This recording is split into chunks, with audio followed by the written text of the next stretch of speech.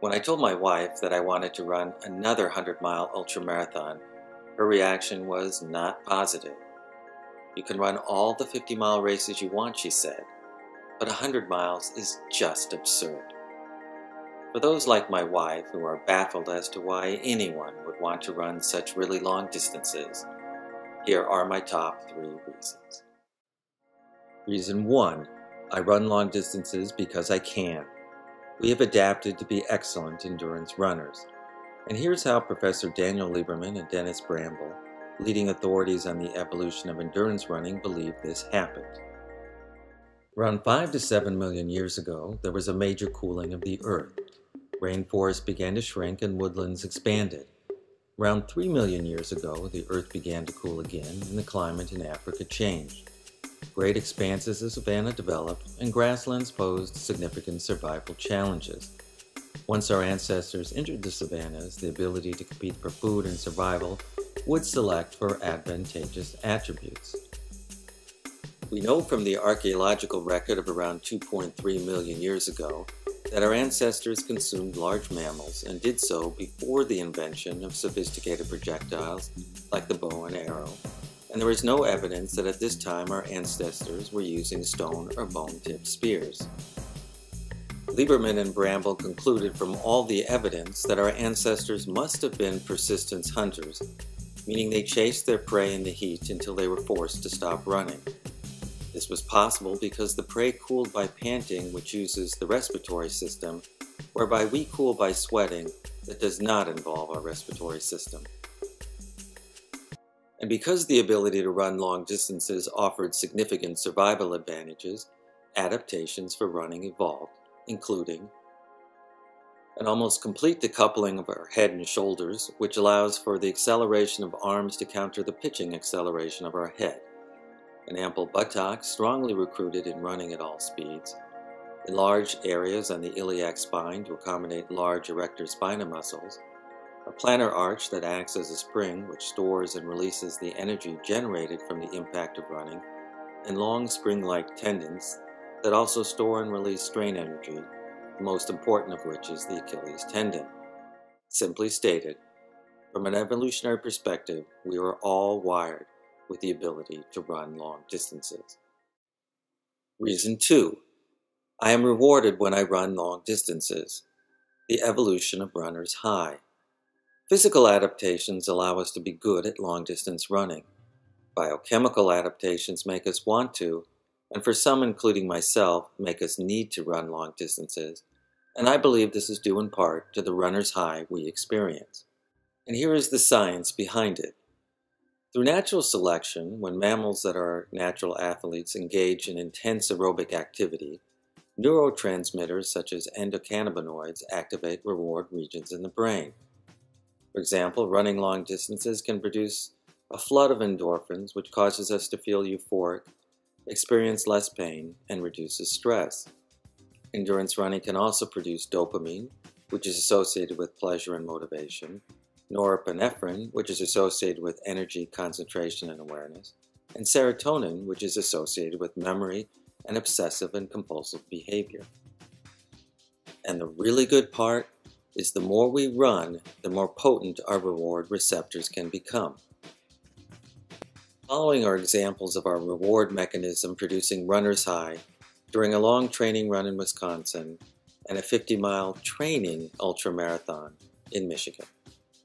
All right, Mark, we're about 4 hours, 15 minutes into the run.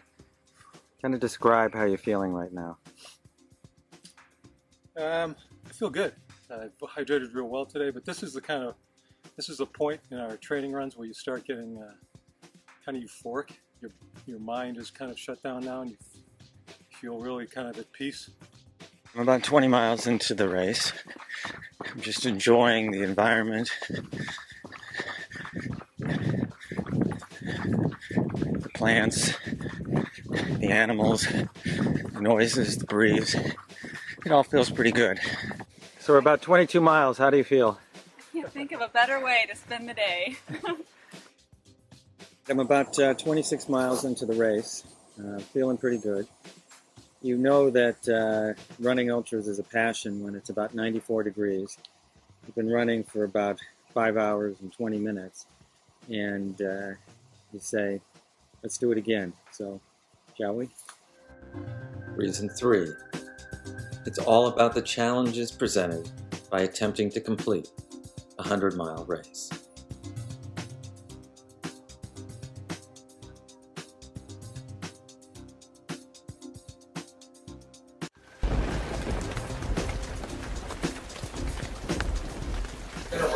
Yeah, it's going to be an interesting weekend.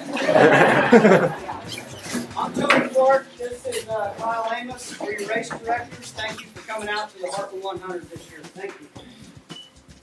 All right, I'm going to start off with what everybody's thinking about, and that's the weather. You're going to get wet. It's going to rain on you tomorrow one way or another. I can almost assure you that. And what we're hoping we don't get is we're hoping we don't get any hail. And we're hoping that there's not a bunch of lightning out there, because lightning is going to hit the highest point, and about 99% of this race, you're going to be the highest point.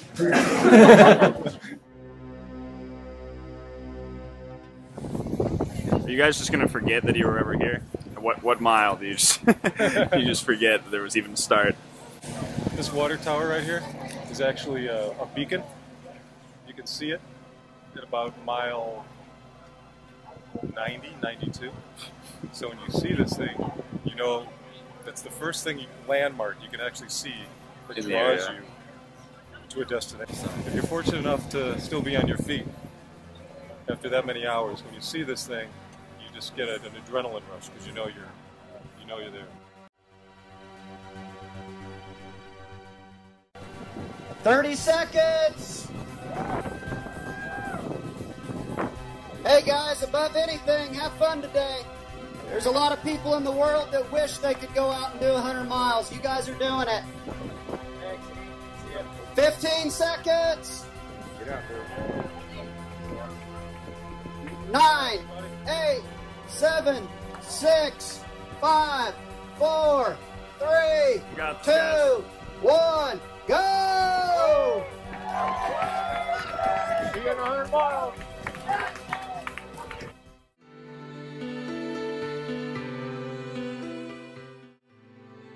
During much of the first half of the race, the weather posed significant challenges. There were indeed frequent nearby lightning strikes, and the race director was correct. The runners generally were the highest points. In my normal life, when I'm not running, there is absolutely no way that I would even consider going out into an open prairie during a lightning storm. But for many of us, it just added to the fun or seemed like no big deal. As is shown, it was all part of the runner's high experience. So how are you doing? It's a great day to be on the course. It's Kansas, it's open prairie, it's windy, it's raining like crap, and we're getting lightning on a regular basis. Life doesn't get any better than this. All right, we're about 20 miles in. What sort of things are going through your mind now, Mark? It's just the course really plays games with your head. It's you don't feel like you're getting anywhere. So you kind of go through peaks and valleys, and you got to keep yourself just on the right page, knowing that you're just clicking away a mile at a time and not letting all this endless horizon, which has no reference points to it, get to your head, or you'll just go wacky. So you just got to do 1 mile at a time. You can eat an elephant one bite at a time. All right, I'm about 40 miles into the race. Some things are starting to hurt. Mark decided to go a little bit slower, so basically running by myself for now. Hi Mark, I just finished the 50, you're almost at 50. How do you feel? My feet are completely trashed, blistered, completely messed up. It's a little over 12 hours into the race. I'm getting tired, but I think given the fact that I'm 54 years old, I've been running through thunderstorms up and down hills for all that time, I should be a little bit tired.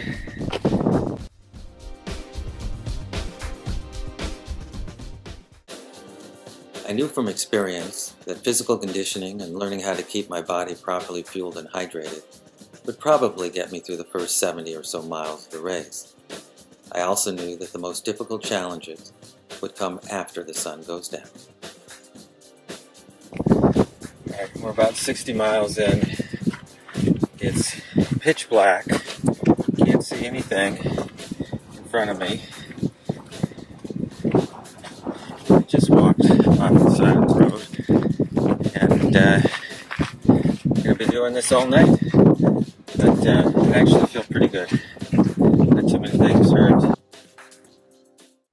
Late in the evening, as expected, I no longer was able to process the foods that had given me the energy to keep going. I had also convinced myself that I had wandered off the course and that I would never reach another aid station. I was tired, sore, and the experiences of runner's high were distant memories.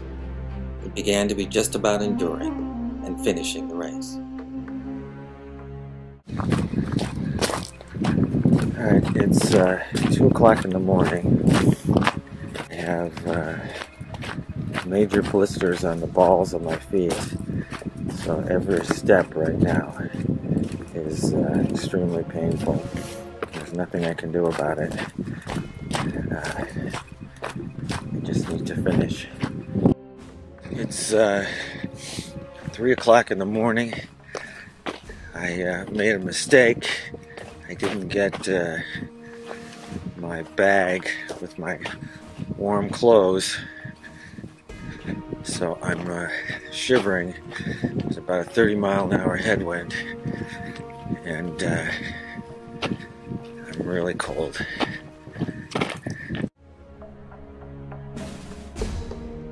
Just put a blister thing on it. I see it. Yeah. Alright, at 83, I have major blisters. This is a I've got other bags here. I just put duct tape on it.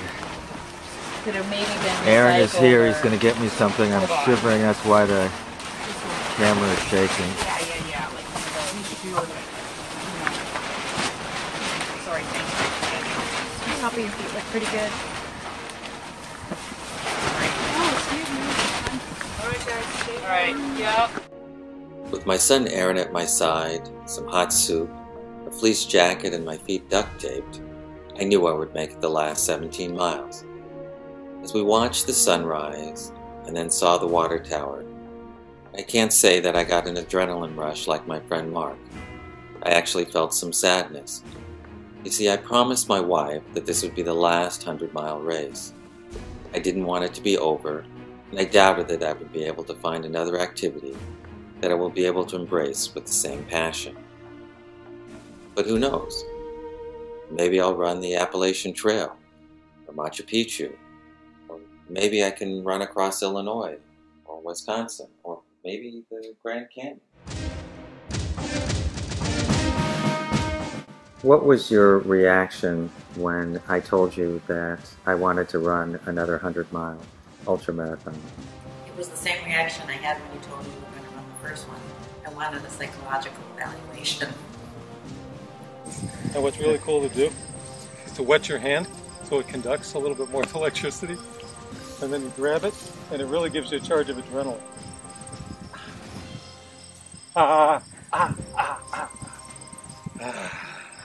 Ultra running is not just that, it's about passion, it's about living what you want to do and doing it while you can. What do you think is in my personality that makes me just keep going even though there's pain? I have no idea.